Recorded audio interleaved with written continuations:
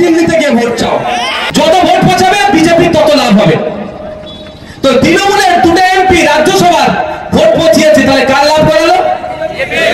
এই যে লাভ করালো এর বিরুদ্ধে কোনো ব্যবস্থা গ্রহণ করেছে কি? ওরা করেনি। আর আপনাকে আমাকে দিল্লি গিয়ে প্রোগ্রাম করার কথা বলছে।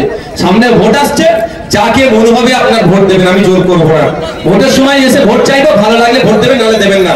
কিন্তু ভোট চাইতে এবার কি বলবেন? কি বলবেন? এইখানে ভোট চাইতে আসবে না, যাও দিল্লি থেকে ভোট চাও।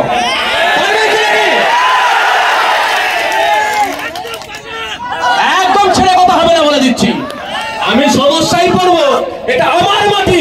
আমাকে তুমি বলছো দিল্লি গিয়ে প্রতিবাদ করতে, দিল্লিতে গিয়ে বলবেন আমাদের ভাইজান সুপ্রিম কোর্টে, দিল্লির রাজপথে ভাইজান আগামী দিনে যাবে, কিন্তু তুমি বলার কে?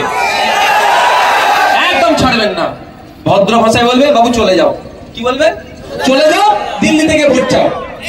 আমি বিপদে পড়বো, আমার কবরস্থানটা বাঁচানোর আমি চেষ্টা করবো, আমার মাদ্রাসাটা, আমার মসজিদটা আর তুই কেড়ে নিচ্ছে, আর আমি প্রতিবাদ করলে আমি দিল্লিতে যেতে হবে? ভাই এখানে তোমাদের যাওয়ার ক্ষমতা আছে, দিল্লিতে সবার টিকিট কেটে আমি আগামী দিনে দিল্লি যাওয়ার ডাক দেবো, সবাই সম্ভব আছে কি ভাই? সম্ভব না। তাহলে আপনার এলাকায় কেন আমি এসেছি? এখান থেকে সবাই কলকাতা যাওয়া সম্ভব নয় বলে। আবার আমি ফিরে আসি।